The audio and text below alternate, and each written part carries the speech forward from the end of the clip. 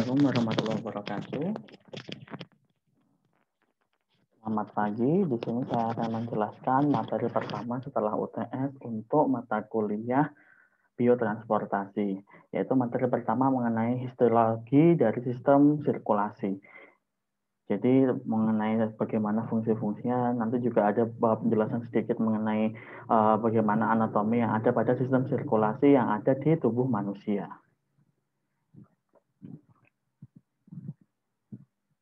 Oke, sistem sirkulasi di tubuh manusia sebagian besar terbagi menjadi dua. Untuk sirkulasi yang terbesar yaitu sistem sirkulasi jantung dan pembuluh darah atau heart and vascular system, dan yang kedua adalah sistem limfatik. Untuk yang sistem jantung dan vaskular sendiri di sini bertujuan atau berfungsi mendistribusikan nutrisi, kemudian gas dan hormon ke seluruh bagian tubuh. Jadi di sini selain tadi apa istilahnya mendistribusikan kebutuhan-kebutuhan yang esensial bagi sel-sel yang ada di tubuh kita, yaitu juga nanti akan mengangkut hasil-hasil sisa metabolisme. Jadi yang setelah tadi yang dibutuhkan apa saja dibawa ke sel-sel tubuh manusia, kemudian hasil dari metabolismenya juga akan diangkut melalui sistem jantung dan pembuluh darah ini. Jadi bagian terbesarnya adalah jantung sebagai di sini sebagai pemompanya. Kemudian ada juga sistem vaskular yang continuous yang di sini terdiri dari pembuluh darah, mulai dari yang arteri, arteriol, metaarteriol, kemudian kapiler yang paling kecil, kemudian venula dan vena. Jadi di sini continuous ya, saling berhubungan. Nanti akan ada biasanya kalau dari gambar pembuluh darahnya begitu dibedakan warnanya, ada yang merah, ada yang biru. Kalau merah berarti di sana banyak mengandung oksigen, kalau biru lebih sedikit seperti itu. Dan di sini yang jelas karena memang jantung dan pembuluh darah ini merupakan, kalau jantung pemompanya, pembuluh darah itu adalah salurannya, dan yang ada di dalamnya yaitu cairannya atau fluidanya itu adalah darah di sini. Sebelum UTS kemarin sudah banyak dijelaskan oleh Pak Andri ya mengenai reologi darah, bagaimana sifat-sifat darah dia sebagai cairan, tetapi bukan hanya cairan seperti air pada umumnya, tetapi dia adalah memiliki sifat unik begitu ya, karena di dalamnya juga terdapat bagian-bagian ada padatnya seperti itu. Kemudian kalau sistem limfatik, nah ini kalau misalkan tadi yang heart and vascular itu lebih ke arah kebutuhan-kebutuhan sel di tubuh kita dan juga mengangkut hasil metabolisme. Kalau sistem limfatik di sini adalah membawa semua cairan dari jaringan kembali ke vascular system. Nah, seperti itu sistem limfatiknya. Kemudian terdiri dari limfatik kapiler atau kapiler pembuluh kapiler limfatik yang di sini terhubung ke limfatik vessel dan beberapa organ limfatik. Jadi di sini memang ada beberapa organ limfatik yang itu akan saling terhubung menggunakan limfatik kapiler tadi itu. Kalau vessel mungkin yang lebih besar begitu ya, yang lebih kecil ukurannya disebut kapiler limfatik seperti itu. Dan di dalamnya kalau tadi yang di heart and vascular terisi oleh darah, kalau di sini terisi oleh cairan limfa. Jadi kalau misalkan kita anggap cairan limfanya itu kalau yang ada di pembuluh yang paling kecil, pembuluh limfa yang paling kecil itu komposisinya sama dengan komposisi cairan yang ada di jaringan. Karena tadi ya fungsinya di sini sistem limfatik adalah membawa semua jaringan semua cairan yang ada di jaringan kembali ke vascular system seperti itu.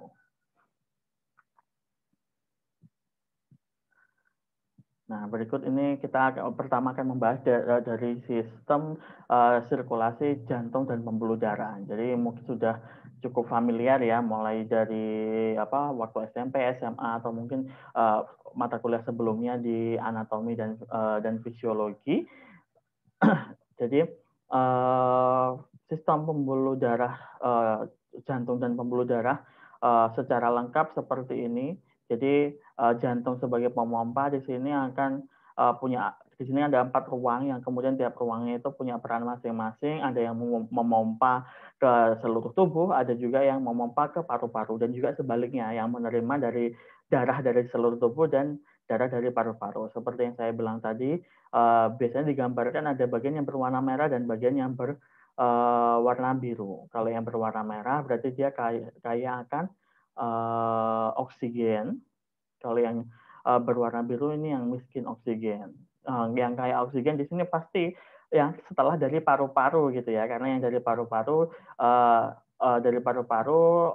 oksigen yang kita hirup kemudian akan terikat dan akan masuk ke berikatan dengan hemoglobin yang kemudian akan dibawa oleh darah. Setelah masuk ke jantung kemudian akan diedarkan ke seluruh tubuh seperti itu. Untuk menjadi ini ya nanti jadi sumber metabolisme seperti itu.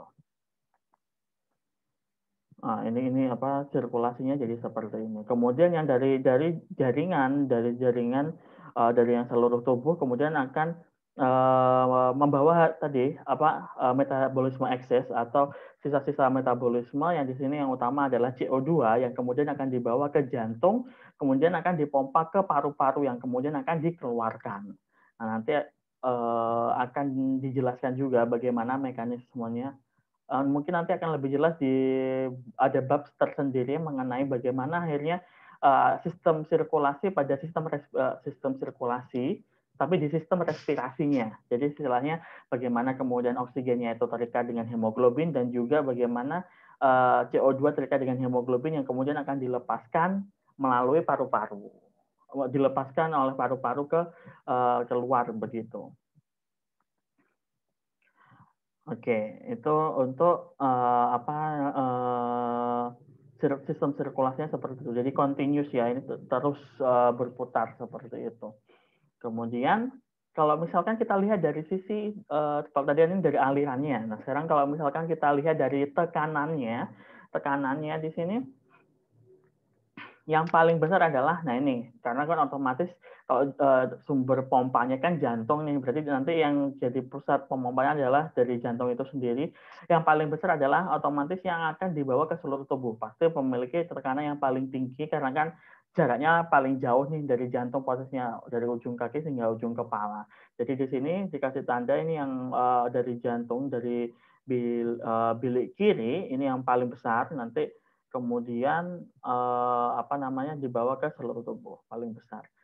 Kemudian kalau yang paling kecil tekanannya itu adalah yang dari seluruh tubuh. Ya, dari seluruh tubuh akan dibawa oleh vena tadi untuk masuk ke jantung, ke serambi kanan. Nah, ini adalah tekanannya yang paling rendah seperti itu.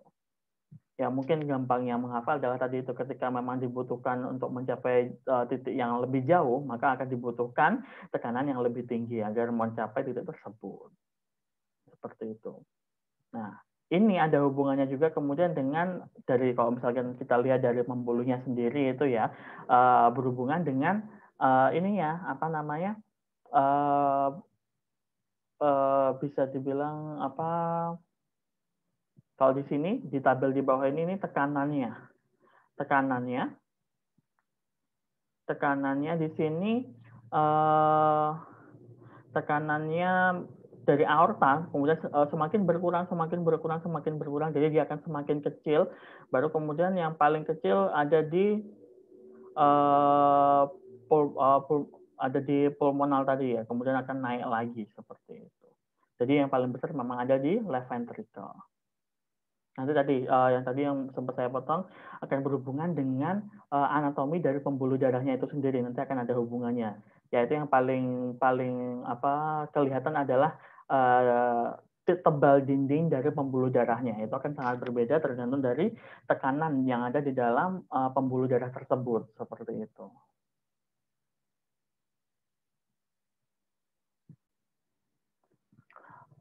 Oke. Selanjutnya kita akan membahas dari strukturnya terlebih dahulu, struktur secara umum di sini ya.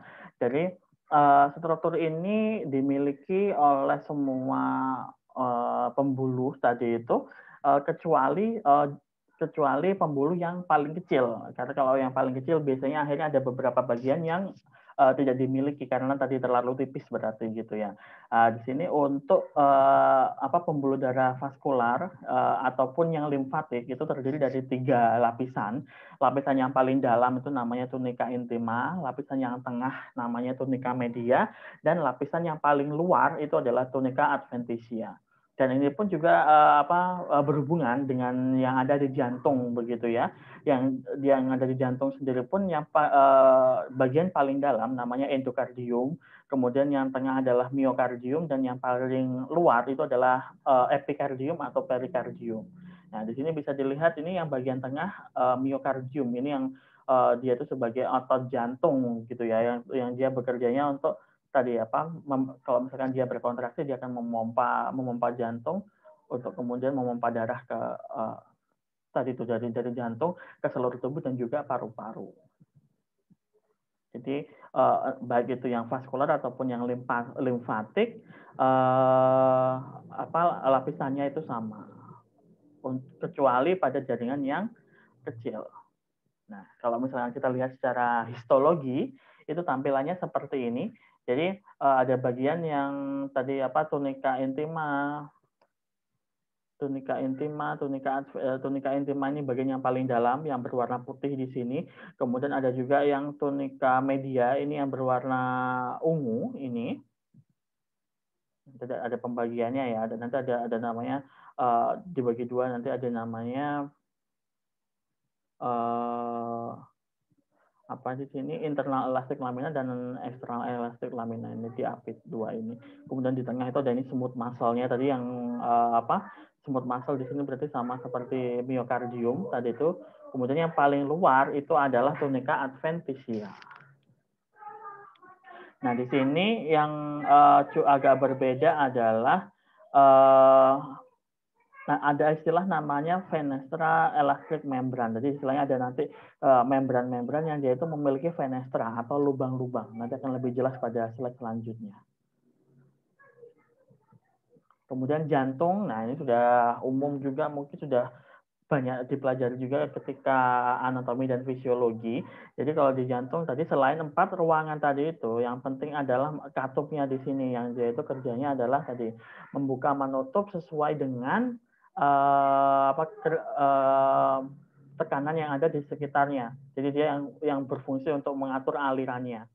Kemudian juga selain itu tadi yang paling besar di sini ada aorta, ini yang paling besar, paling tebal, yang fungsinya untuk mengalirkan darah ke seluruh tubuh. Seperti itu. Untuk katupnya sendiri ada yang 2, ada yang 3. Kalau yang 2 itu namanya mitral, kalau yang 3 itu namanya tricuspid. Kemudian, nah ini kalau secara histologi tampilannya seperti ini. Pertama, yang di atas ini irisan melintang.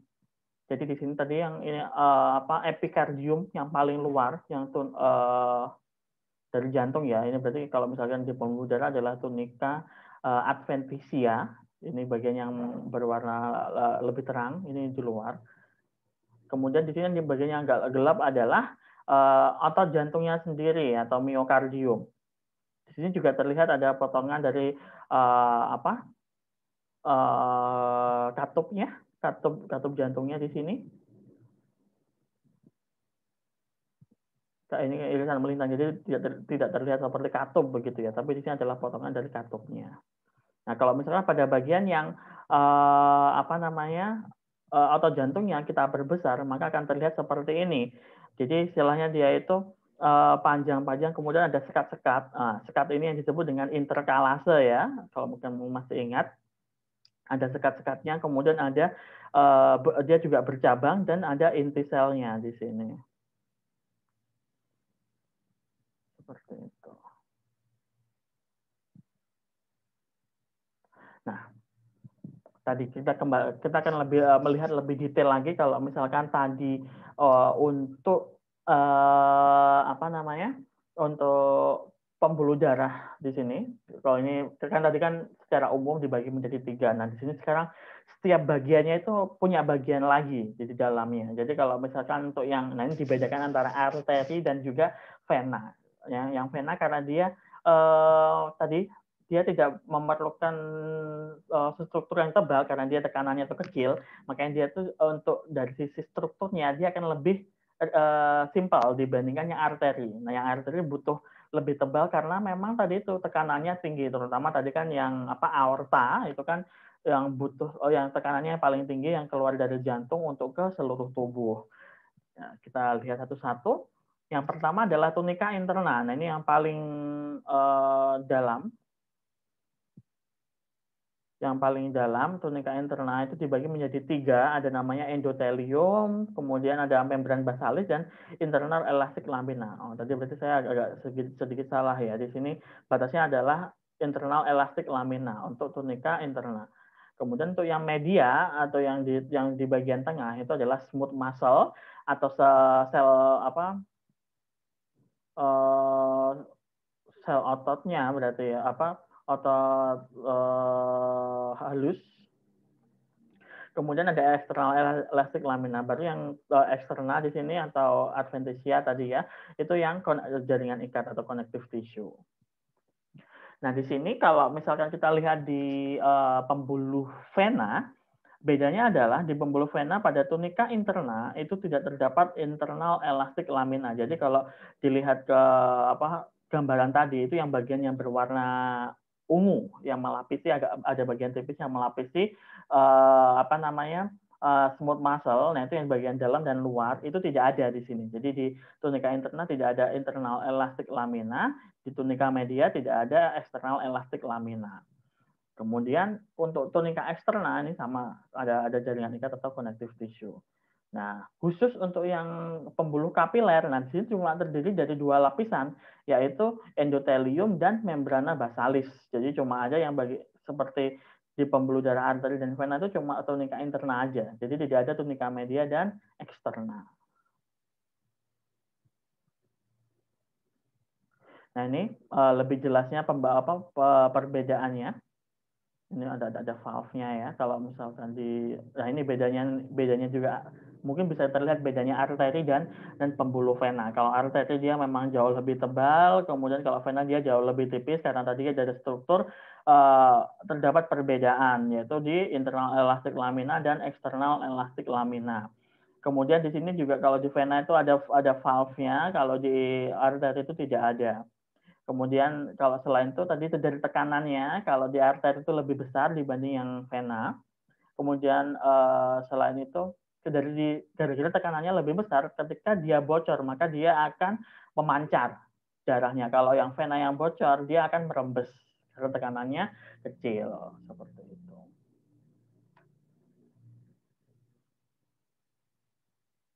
Nah, sekarang kalau untuk arteri sendiri di sini dibagi ada beberapa kelasnya gitu ya.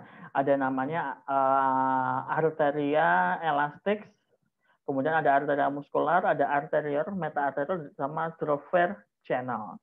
Kalau yang arteria elastik di sini atau conducting arteries di sini ada seperti yang paling besar itu ada aorta, ini yang paling besar di tubuh kita. Kemudian ada arteria brachiocephalic yang di lengan. Ada arteria carotis, kemudian ada arteria subclavia yang di sini di atas dada, dekatnya clavikula. Kemudian ada arteri pulmonalis yang ke paru-paru dan arteria iliaca yang ke tubuh bagian bawah. Kemudian ada arteria muskular. Nah, ini yang distribusi ya, yang menyebarkan. Ada arteria brachialis, brachialis ke lengan, berarti ada arteria hepatica yang ke hati, ada arteria radialis yang ada di lengan kita, di dekatnya radius, arteria hepatica, sama ya tadi ada sama arteria poplitea yang ke tubuh bagian bawah. Nah, biasanya ini untuk penamaan nama Latin bagian tubuh untuk pembuluh darah, syaraf, otot dan tulang itu namanya hampir sama, cuma bedanya nanti lokasinya di mana, biasanya nama belakangnya sama, tinggal depannya aja yang berbeda. Kalau tulang berarti os, kalau kemudian kalau arteri berarti arteria depannya, seperti itu. Kemudian ada juga yang arteriol. Nah, ini yang lebih kalau arteri itu yang besar ukurannya. Kemudian yang lebih kecil lagi namanya arteriol. Yang di sini tujuannya adalah mengirimkan darah dari arteri dari yang besar tadi ke bagian lebih kecil yaitu kapiler. Seperti itu. Kemudian ada bagian yang lebih kecil dari arteriol namanya metaarteriol atau metaarteriol di sini namanya. Sama, lebih kecil yang tujuannya untuk mengirimkan dari arteriol ke kapiler, pembuluh darah kapiler. Kemudian di sini juga ada yang thoroughfare channel. Kalau yang ini langsung ya dari metaarteriol tanpa melalui kapiler langsung ke venula. Seperti itu. Nah, ini gambaran lebih jelasnya. Jadi yang dari jantung yang paling besar di sini yang di atas apa namanya? Seperti ini. Yang di atas di sini karena masih dari jantung masih ada smooth muscle fiber, ada ininya ya, masih ada serabut ototnya. Kemudian ini arteriol, kemudian metaarteriol berarti yang lebih kecil lagi. Kalau aorta berarti jauh lebih besar lagi ya dibanding ini. Aorta besar, kemudian ada arteri yang lebih kecil dibanding aorta karena aorta yang paling besar.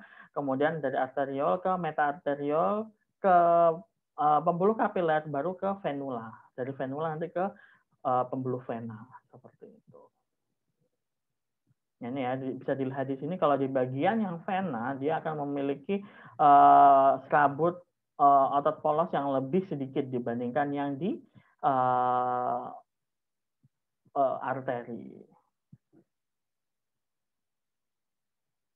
Nah ini dari sisi perbandingan ukurannya sekarang.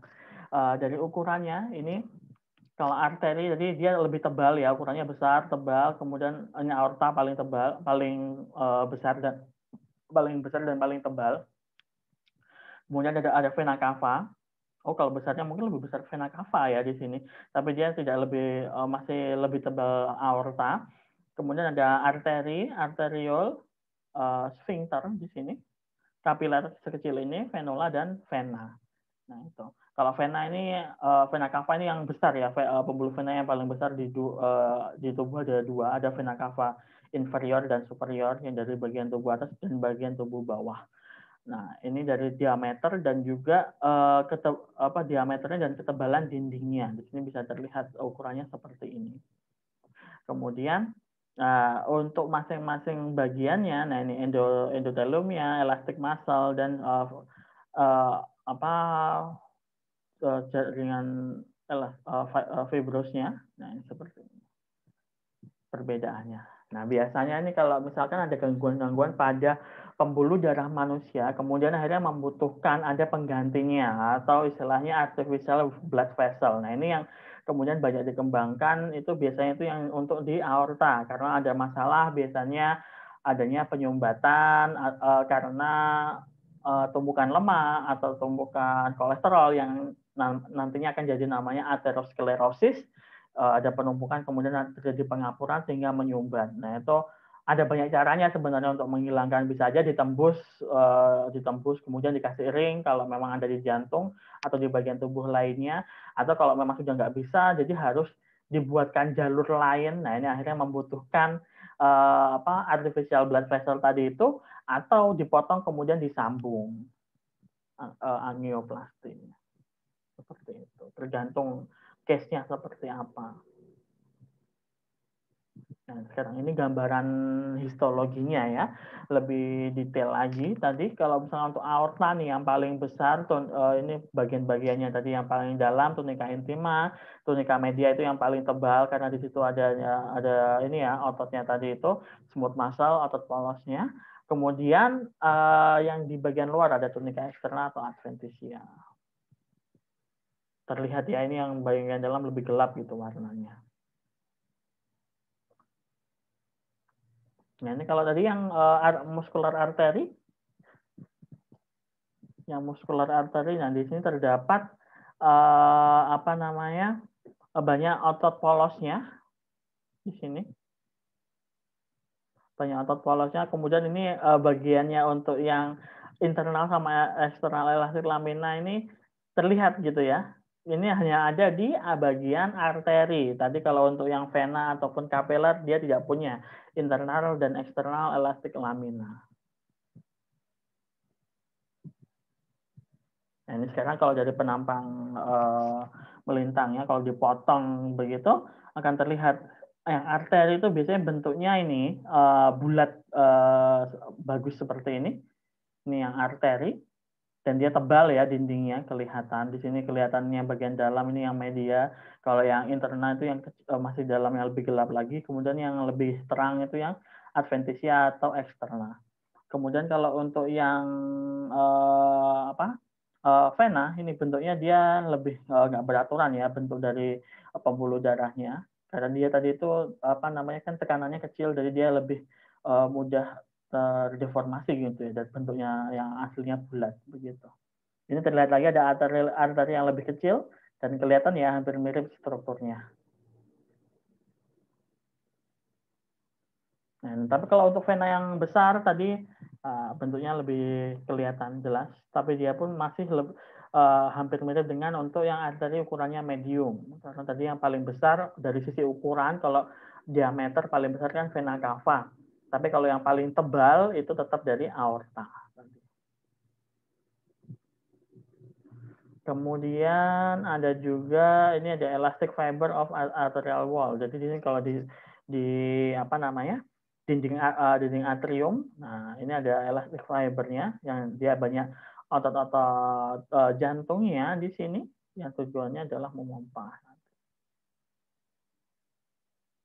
Ini pembuluh vena yang medium ukurannya tetap ya tadi nggak yang bulat sempurna, dia nggak beraturan bentuknya. Nah, ini lagi masih diperlihatkan di situ.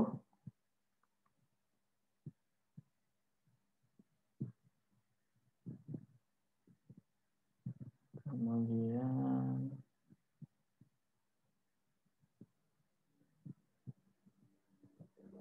nah kalau untuk arteriol dia ukurannya jauh lebih kecil lagi. Kemudian di sini juga terlihat ada yang lebih ada kecil di sini. Ini adalah pembuluh darah kapiler.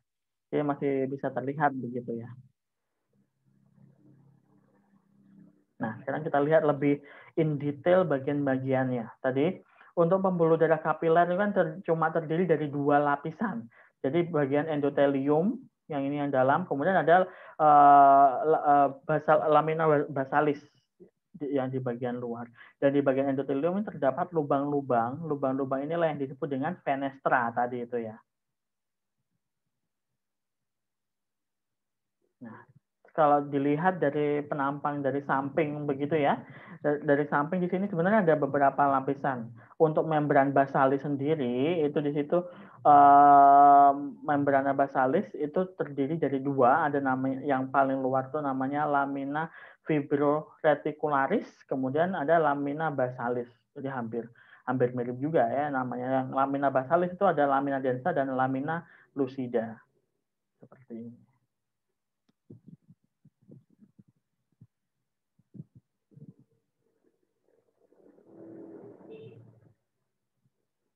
Untuk ini kita akan lebih in detail lagi untuk membran basalis sendiri di situ di dalamnya ada strukturnya tuh ini 3 ini yang paling banyak yaitu glikosaminoglikan, kemudian ada protein fibrose,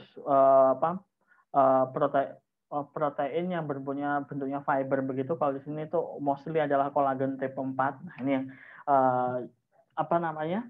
Untuk jaringan-jaringan yang ada di tubuh manusia itu banyak yang terdiri dari kolagen. Jadi kalau ini khususnya kolagen tipe 4 seperti itu. Nah, ini biasanya akhirnya jadi landasan juga untuk kemudian ketika kita membuat misalnya membuat artificial blood vessel dan lain sebagainya, kolagen merupakan salah satu material yang banyak dipilih karena memang hampir sama dengan atau analog dengan yang ada di tubuh kita. Jadi istilahnya akan lebih gampang diterima. Tetapi tergantung tipenya nanti. Tipenya di sini akan berbeda biasanya itu dari sisi rantainya, dari sisi kimiawinya itu yang berbeda atau asalnya. Jadi untuk kolagen sendiri itu banyak sekali tipenya dan nanti tergantung sumbernya dia itu tipenya itu tipe berapa seperti itu. Nah, tergantung aplikasinya sih akan membutuhkan kolagen yang seperti apa. Kemudian ada juga yang glikoprotein. Ini ada fibronectin, ada laminin sama entaktin. Oke. Untuk pembuluh darah kapiler di sini tuh terbagi menjadi 3 jenis begitu. 3 jenis yang di sini berbeda di bagian endoteliumnya. Jadi kan tadi kan sempat ditunjukkan gambar ada yang memiliki fenestra atau lubang-lubang atau bisa kita bilang mirip pori-pori gitu ya. Kalau yang pertama, tipe yang pertama itu adalah continuous, jadi tidak ada fenestra sama sekali, intact semuanya seperti itu. Tapi masih ada celah-celah sedikit begitu ya. Tapi dia lebih intact, ada namanya kalau celahnya namanya intercellular cleft. Tapi kalau yang apa namanya fenestra tadi tuh benar-benar lubang ya, bentuknya pori begitu. Yang kedua ini yang berfenestra, yang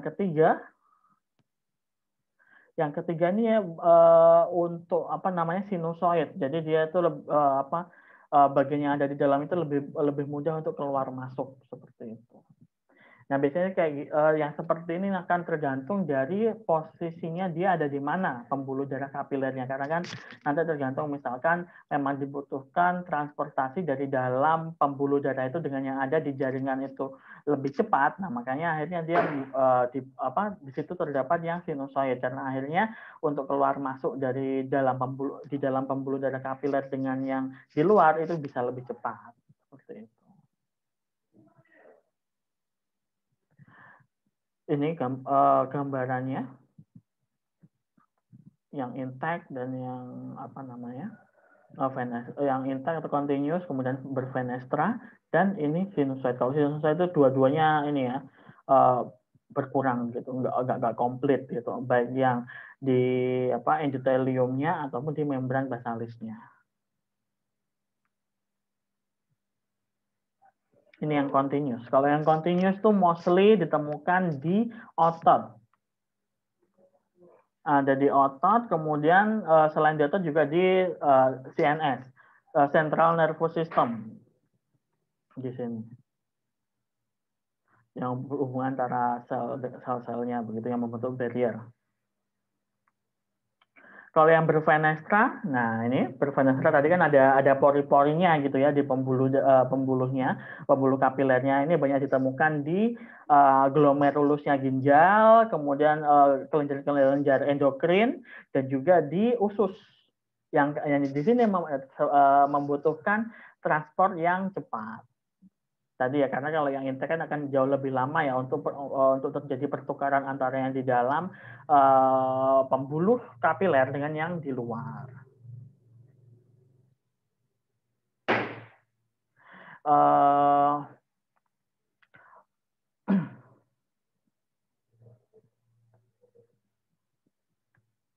Ini ada namanya dengan diafragma dan tanpa diafragma. Kalau misalkan di diafragma itu maksud dengan diafragma di sini membutuhkan apa ya istilahnya ya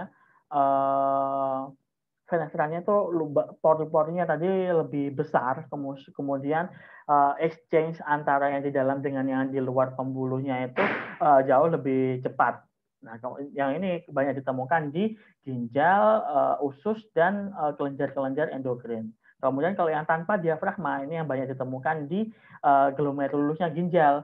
Jadi yang ada di pembuluh darah kapiler, darahnya di sini antara darah dengan apa namanya? Darah dengan jaringan yaitu hanya dipisahkan oleh apa namanya? Membran basalis dan juga fenestra. Jadi lebih tipis malah mungkin ya dibandingkan yang ini. Yang dengan diafragma. Nah, ini adalah gambar SEM dari glomerulus ginjal. Jadi ada tulisan endo di situ, itu adalah maksudnya endotelium. Kemudian endotelium ini di sini berfenestra gitu ya. Jadi ada bagian-bagian yang berlubang-lubang ini. Nah, bagian yang menyempit ini yang kemudian akan membentuk lubang seperti itu. Kemudian ada membran basalis. Ini yang ini panjang, memanjang ini membran basalisnya. Yang di dalam ini adalah di dalam yang pembuluh darah. Berarti ini adalah platelet keping darah. Yang di luar adalah jaringan di glomerulus ginjal.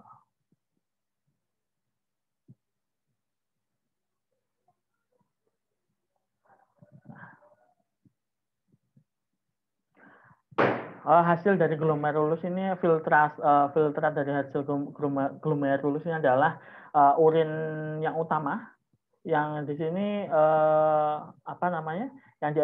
yang diekskresikan ke tubulus proksimal nantinya. Jadi di sini darah akan mengalami ultrafiltrasi di glomerulus. Kemudian ini tampilannya yang lebih besar ya, lebih kelihatan lagi. Ini glomerulusnya di sini.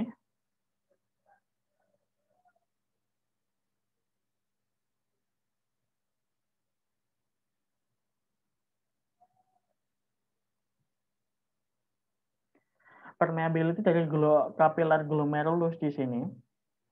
Jadi kemampuan untuk ini exchange-nya itu sama dengan 50 kali permeability dari kapiler yang ada di otot rangka. Jadi bisa dibayangkan saja berarti yang bisa terjadi exchange yang bisa terjadi di glomerulus ini di sini itu jauh lebih cepat dibandingkan yang ada di kapiler otot rangka seperti itu. Karena tadi itu ya yang disaring butuh banyak begitu.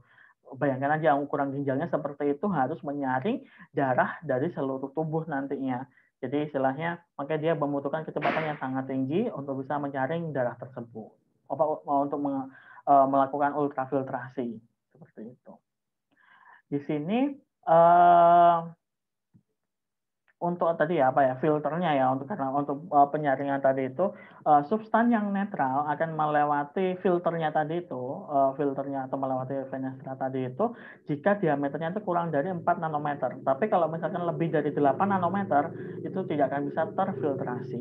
Itu ukurannya udah ukuran nano gitu ya, udah nanoscale.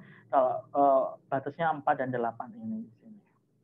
Tapi kalau itu untuk yang netral. Tapi kalau misalkan yang bermuatan, seperti misalkan yang bermuatan negatif, itu kan lebih susah untuk melewati filter ini karena dari komponen dari filternya itu sendiri, begitu ya. Itu sialum protein yang akhirnya dia itu karena negatif ketemu negatif, dia akan menolak. Jadi akan lebih susah untuk melewati. Seperti itu.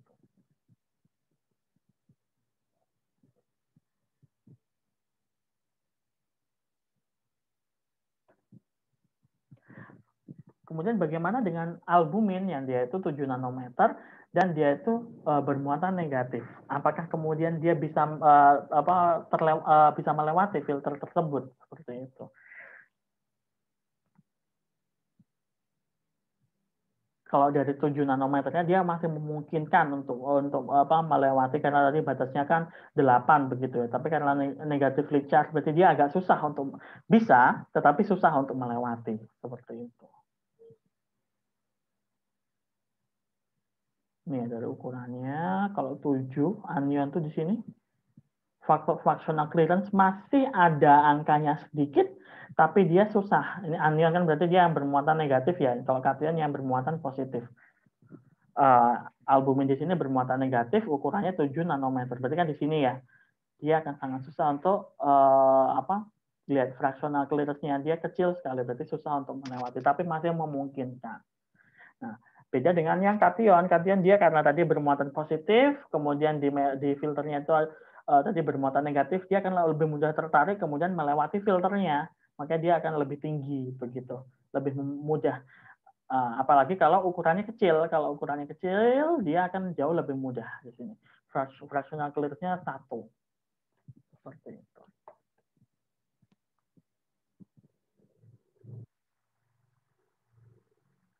Nah, ini yang dihandle oleh tubuh kita normal ini untuk orang dewasa normal ini substan yang kemudian bisa terfilter begitu ada ion natrium, kalium, helium klorin, kemudian ada bikarbonat dan lain-lain.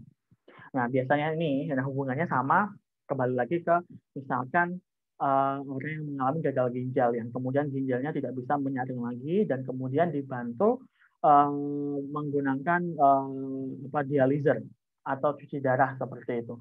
Nah, itu di dializernya itu terdapat satu bagian namanya membran dializer.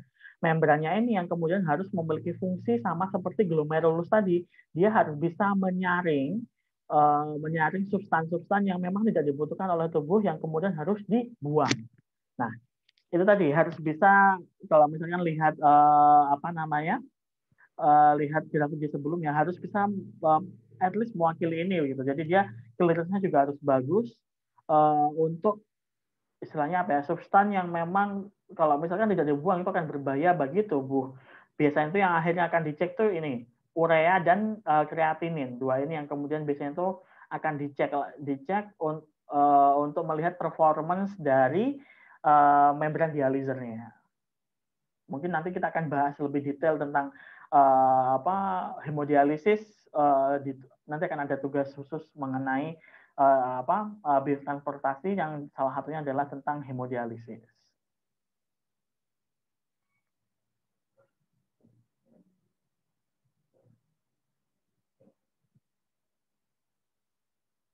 Nah, di sini ini yang ini adalah bagian-bagiannya, kemudian ini nama dari transporternya, kemudian fungsinya sebagai apa dia, apakah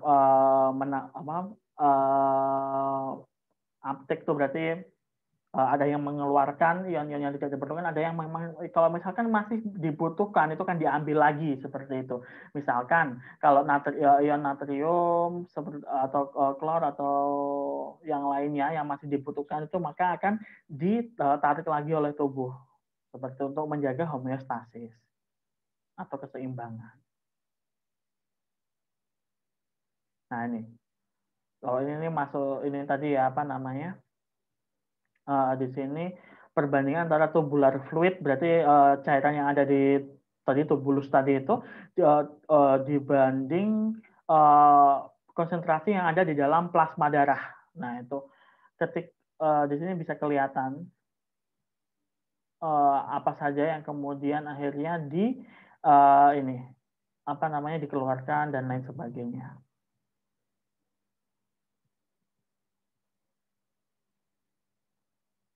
Nah, tergantung apa dibanding kalau di sini yang sumbu X-nya itu adalah proximal tubule length, kemudian yang sumbu Y-nya adalah rasio tadi itu.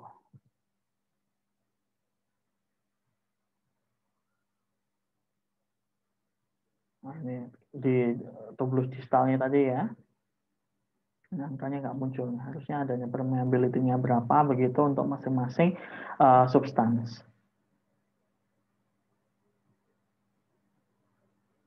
Nah, ini juga sama. Kita lanjut.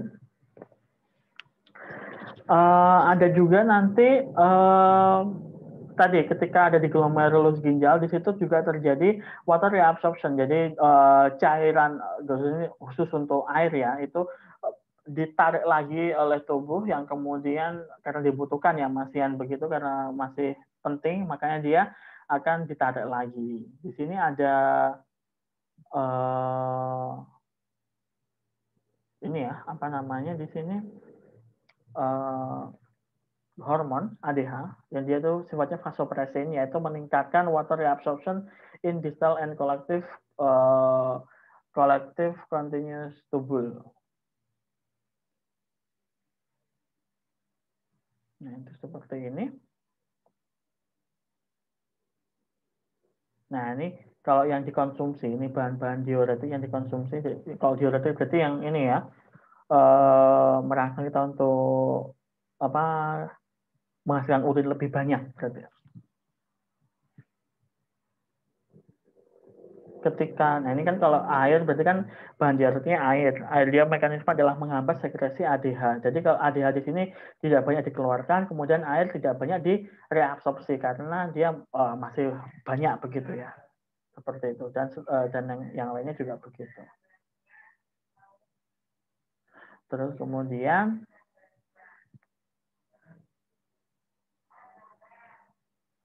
Kalau ini, nah ini biasanya ini apa namanya, hubungan antara tadi itu apa namanya, substan yang terlarut di urin dengan urin flow-nya. Nah, isoosmosis itu berarti yang ketika yang istilahnya yang terlarut dan aliran dari urinnya itu normal begitu. Nah, ada kemudian ada dua kondisi yang itu ketika ada maksimal vasopresin. Berarti di sini air itu ditarik lagi ke dalam tubuh. Jadi dia itu lebih kecil solutnya lebih lebih tinggi tapi flow-nya lebih rendah. Atau yang sebaliknya ada diabetes insipidus yang dia itu apa namanya malah banyak menghasilkan urin seperti itu.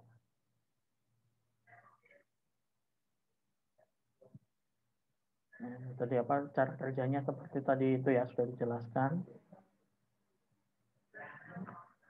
Nah, setelah kita berbicara mengenai apa pembuluh darahnya, nah sekarang kita bicara tentang darahnya itu sendiri. Nah, darah sendiri itu terdistribusi secara merata yang ada di apa terkonsentrasi kalau di tubuh kita itu yang banyak dia itu ada di uh, di sistemik ya di bagian tubuh kita di jaringan terutama di nanti yang di vena dan venula. Kemudian kalau yang di apa pembuluh darah pulmonal itu 12%, di jantung malah cuma 8 ya karena ya jantung ukurannya segitu. Kemudian ada yang sistemik untuk arteri sama arteriol itu 15%. Karena memang di arteri dan arteriol kan karena tekanannya cukup tinggi, makanya dia akan lebih cepat dialirkan begitu. Yang kemudian ketika sudah masuk ke kapiler itu cuma 5%, baru yang di vena dan venula yang paling besar. Karena tekanannya rendah, dia akan lebih lambat untuk kemudian sampai ke jantung. Nah, ini. Kalau ini tadi ya hubungan antara tekanan dan ukuran dari pembuluh darahnya. Jadi kalau misalkan untuk pembuluh darah arteri itu tekanannya itu ini. Oh bukan ini ya ini lebih ke bukan tekanan, kecepatannya. Kecepatan alirannya dia cukup tinggi, kemudian ketika di kapiler dia akan rendah karena di sini cross sectional areanya luas, berarti dia apa namanya tidak butuh cepat karena banyak jalur yang bisa dilewati begitu. Kemudian ketika untuk yang di vena cross sectional semakin turun, kecepatannya pun nggak akan setara dengan yang ada di arteri. Nah, ini salah satu case yang sempat saya sebutkan tadi, aterosklerosis. Itu jadi ada penyumbatan gara-gara adanya penumpukan kolesterol. Yang kemudian penumpukan kolesterol ini mengalami pengapuran sampai kemudian menyumbat pembuluh darah itu. Baik itu terjadi di pembuluh darah yang ada di jantung atau pembuluh darah koroner, ataupun yang ada di perifer, yang ada di seluruh tubuh kita. Nah, kalau yang terjadi di jantung, nah nanti jadinya jadi apa jantung koroner itu mungkin ya yang sering kita dengar seperti itu penyumbatan seperti ini. Awalnya tuh ini kecil begitu, seperti ini ada penumpukan kolesterol seperti ini, tapi kemudian lama kelamaan akan sampai menyumbat pembuluh darah tersebut.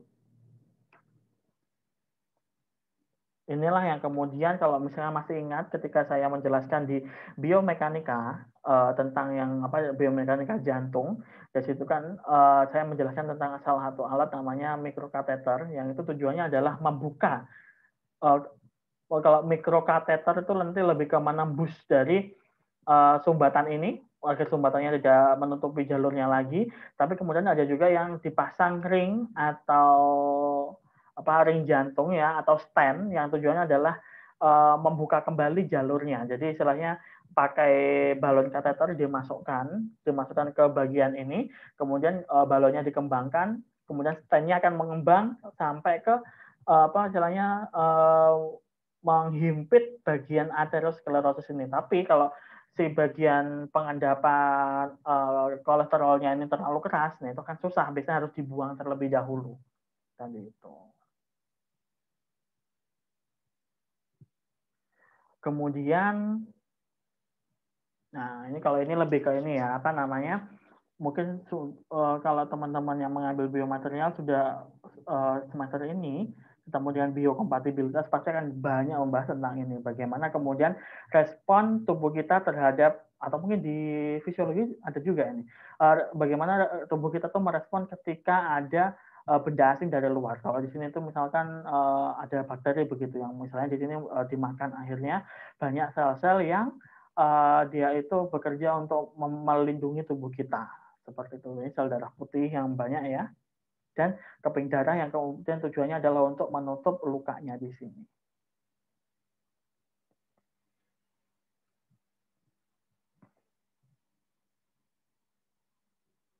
Kemudian, nah tadi mungkin masih sama ya di sini perannya tadi itu, ketika ada sesuatu yang apa namanya, sesuatu yang asing, nah itu tubuh meresponnya seperti apa. Ini bagian-bagian darah tadi fungsinya. Kalau untuk apa, sel darah merah, nah ini kan kalian mungkin sudah sering tahu sel darah merah karena dia mengandung hemoglobin, dia itu yang kerjanya untuk mengangkut oksigen. Kalau misalkan sel darah putih, tujuannya tadi itu memerangi benda-benda asing tadi ya, ketika yang ada masuk ke dalam tubuh kita, yang di dalamnya ada bagian-bagian jenis-jenisnya banyak. Kemudian ada keping darah yang dia tadi ketika terjadi luka, dia yang nanti akan membentuk apa namanya, menutup luka tersebut dengan membentuk fibrin clot di sana. Nah, setelah tadi membahas banyak mengenai pembuluh darah dan jantung, nah kita akan membahas tentang pembuluh limfatik. Nah, ini salurannya lebih kecil ya dibandingkan yang pembuluh darah dan jantung. Jadi dia tadi tugasnya adalah mengumpulkan cairan dari jaringan. Nah, ini kecuali, ada kecualinya. Kecuali dari central nervous system, kartilago, tulang, kemudian sumsum tulang, kelenjar timus, gigi, dan plasenta. Untuk kemudian akan dibawa kembali ke jaringan seperti itu.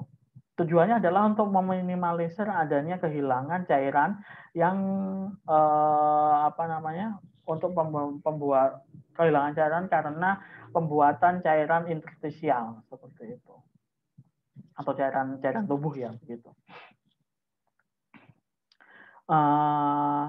Pembuluh limfa di sini, limfatik di sini juga mentransport ini apa namanya, yang basicnya itu lemak, jadi fatty acid atau fat diluted substance. Nah, itu yang membawa adalah pembuluh limfa ini. Mereka banyak ditemukan di jaringan-jaringan ikat yang ada di kulit ataupun di membran mukosa. Jadi istilahnya yang ada di kulit atau di mukosa itu berarti yang apa istilahnya, misalkan di apa hidung, kemudian saluran telinga dan lain-lain, atau di mulut juga. Kemudian mereka adalah jaringan yang terbuka. Nah, ini beda ya, beda dengan yang tadi. Kalau jaringan apa, pembuluh darah itu adalah jaringannya continuous, dia tertutup, jadi apa berhubungan awal hingga akhir. Tapi kalau misalkan untuk yang pembuluh limfatik di sini dia terbuka, jadi ada ujungnya, nantinya ujungnya terbuka seperti itu di jaringan, dan tidak memiliki pompa seperti pembuluh darah. Ini bedanya. Nah, ini kalau pembuluh darah seperti ini, dia itu akan terhubung, jadi nggak ada ujungnya kecuali bocor gitu ya. Kalau yang limfatik ini ada ujungnya, jadi yang dari jaringan itu bisa langsung masuk, terutama dari substan yang dia itu larut dalam lemak atau asam lemak, itu transportnya melalui pembuluh limfatik. Nah, seperti ini bentuknya dia. Terdiri dari apa namanya, sel endotel tadi itu, dan terbuka ujungnya.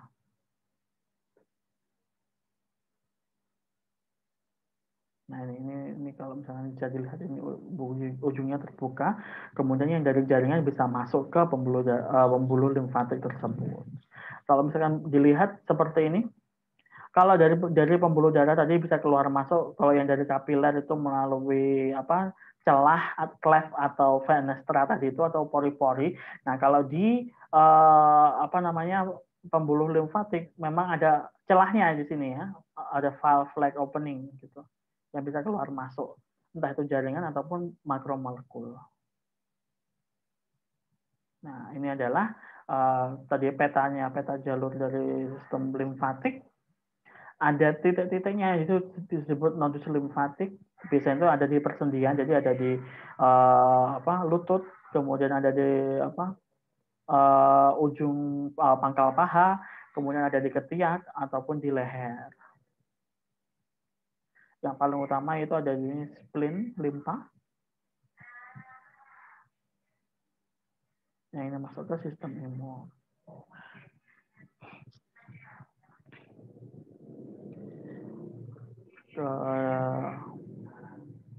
Nah, ini tadi kan setiap nodusnya itu bentuknya seperti ini. Jadi cairan limfanya akan masuk. Nah, kemudian nih yang ciri spesifik limfa itu di sini ada valve-nya untuk masing-masing di pembuluh limfatiknya.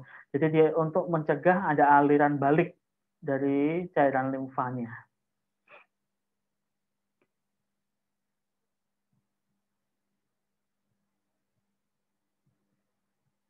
Jadi di sini ada yang bagian yang masuk ke nodus limfatiknya tadi itu, kemudian di dalam sini akan terjadi ini patogen-patogennya akan dihancurkan atau dibunuh dan beberapa sel kanker atau sel-sel yang berkembangnya itu tidak normal. Kemudian juga membuang produk-produk yang tidak diinginkan lagi dan juga cairannya.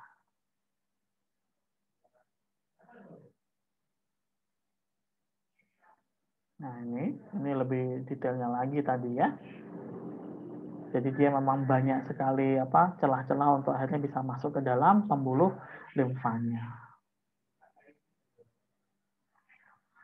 Nah, ini seperti ini jalur-jalurnya gitu ya.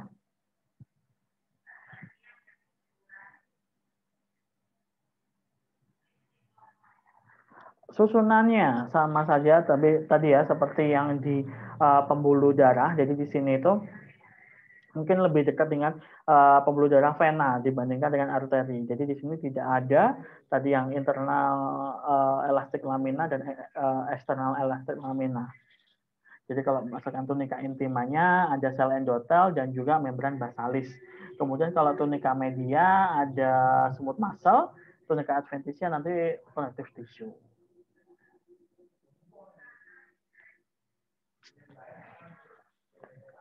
Nah, ini jalurnya.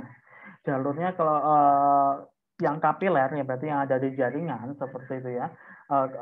Kapiler limfatik yang ada di jaringan ini dia akan mengumpulkan interstitial fluid. Jadi jalan tubuh begitu ya dari jaringan. Ya ini dia susunannya cuma tunika intima aja. Jadi tidak ada tunika media ataupun adventitia. Terus kemudian ada namanya kontraktil limfatik. Di sini yang sepanjang ini ya, yang sepanjang pembuluh limfanya. Di sini ada tunika intima dan tunika media. Dan juga di sini muncul valve-nya tadi itu yang mencegah adanya aliran balik dari cairan limfa. Kemudian ada juga lymphatic afferent vessel yang di sini akan menuju ke tadi nodus-nodusnya tadi itu tempat titik-titik tempat tadi kalau yang fungsinya membunuh patogen dan juga sel kanker ataupun membuang zat-zat yang tidak dibutuhkan.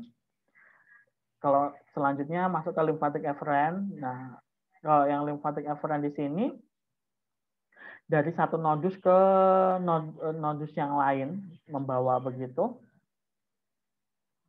Ada juga ductus traxicus dan juga kemudian akan membawa tadi itu cairannya ke sirkulasi darah melalui vena subclavian. Ini alurnya begitu. Tapi tadi ya karena di sini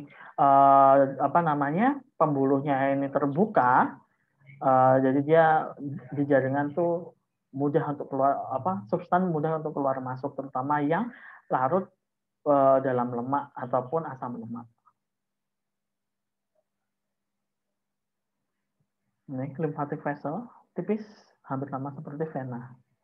Oh, bedanya ya ini kalau misalkan dari histologi gini kan kadang aduh bentuknya mirip nih tapi bedanya di mana? Ya, kelihatan nih di dalamnya. Kalau untuk yang pembuluh vena ini ada darah di dalamnya. Kalau limfatik tidak ada. Tidak kelihatan. Adanya nanti Kalau limfosit adanya nanti biasanya mengandung limfosit.